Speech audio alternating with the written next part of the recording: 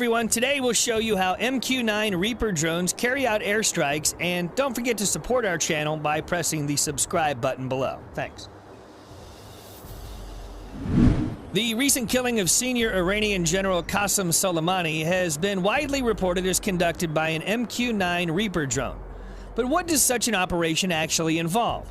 While the ultimate decision to carry out the attack has clearly been placed with the Trump administration, much of the reporting and commentary has still bought into the misleading idea that drones enabled instant killing using machines to take away the risks and responsibilities of warfare from military personnel. The U.S. and other militaries that use attack drones are generally very secretive about their operations, adding to the lingering false perceptions.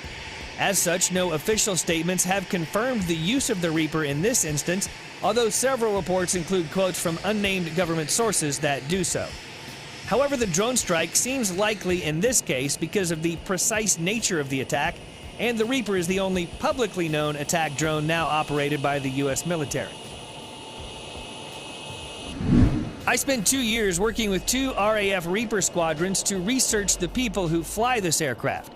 This included watching real-time lethal strikes alongside crews at Creech Air Force Base and RAF Waddington. It also included 90 interviews with people who work with Reapers. Based on what I learned, here are the key things you need to know about how such an attack would probably play out and the importance of understanding the role of human military operators. First, Reapers aren't launched at the touch of a button from thousands of miles away. It takes up to 2 seconds for a satellite control signal to reach a Reaper on another continent, so such a delay would cause crashes on takeoff or landing. Instead, the Reaper has to be taken off within the line of sight of a nearby launch and recovery pilot. This happens in or near the location where the drone's mission will take place. Once the Reaper is safely airborne, control can be transferred to a crew thousands of miles away. One report claimed that the drone used in the Soleimani killing was overhead Baghdad airport when its missile was launched. True, Soleimani himself was killed at Baghdad airport, and Reaper may have been orbiting the target area. But Hellfire missiles are not fired straight downwards, nor does a Reaper hover like a helicopter or the smaller DJI Phantom drone. The Reaper is an aircraft with a 20-meter wingspan.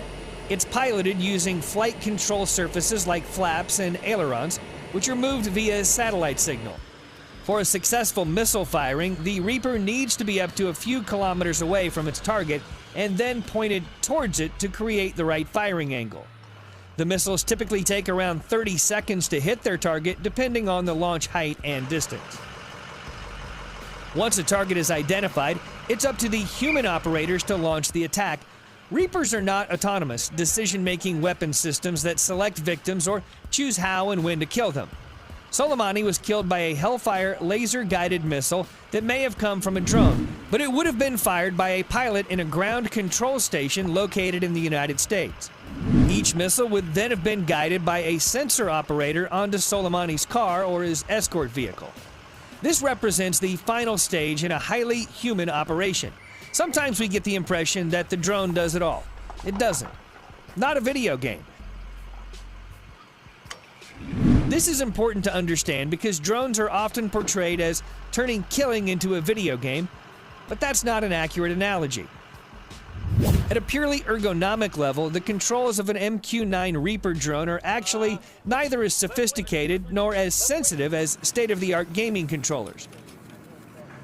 The MQ-1 Predator, on which the MQ-9 Reaper is based, was rushed into service after 9/11, and typical military aircraft testing and development was not carried out because of time constraints.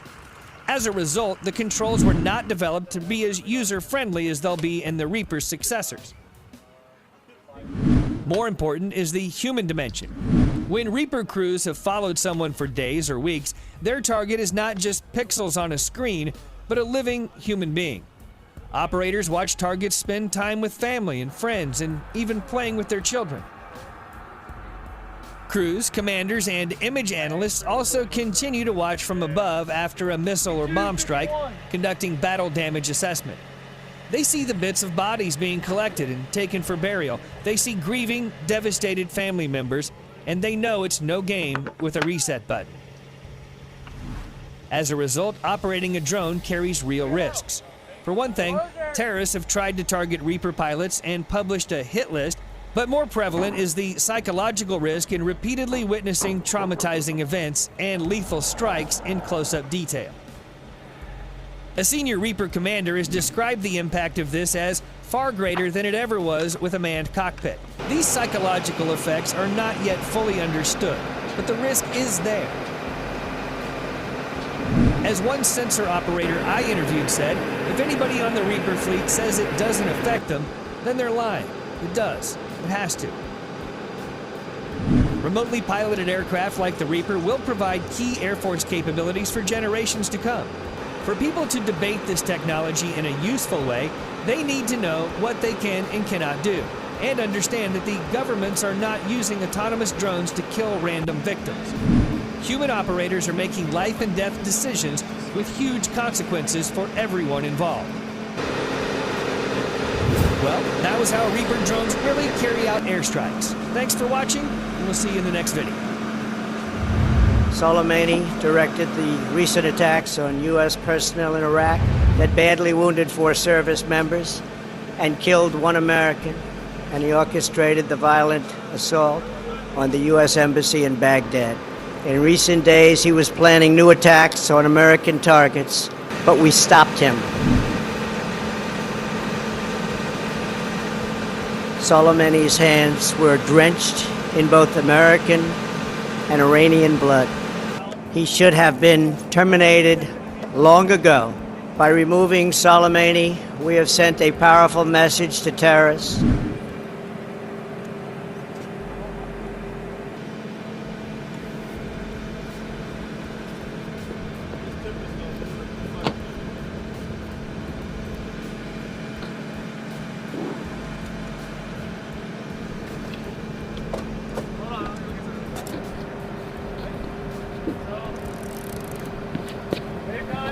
In recent months alone, Iran has seized ships in international waters, fired an unprovoked strike on Saudi Arabia, and shot down 2 U.S. drones.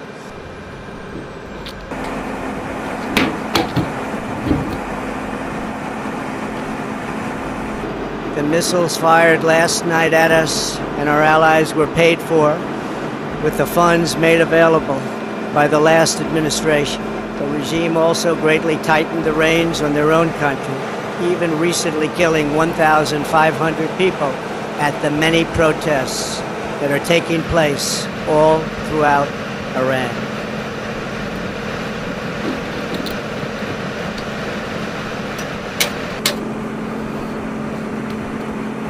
Today, I am going to ask NATO to become much more involved in the Middle East process.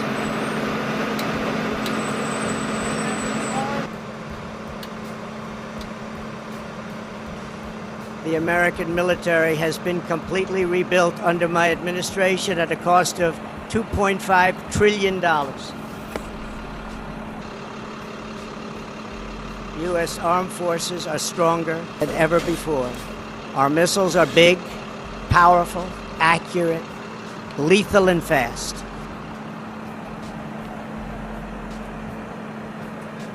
Under construction are many hypersonic missiles.